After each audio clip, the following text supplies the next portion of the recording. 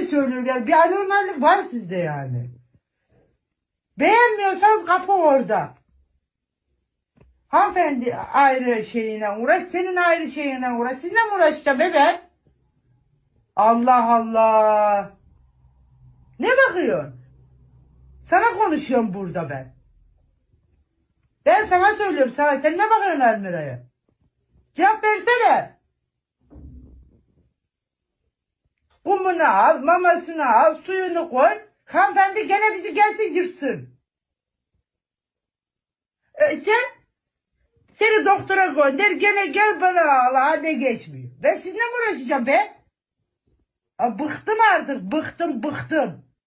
Bıktım yani, kendinize bakılacak bir yer buluyorsanız gidin ya.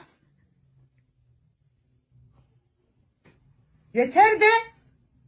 Bu nedir?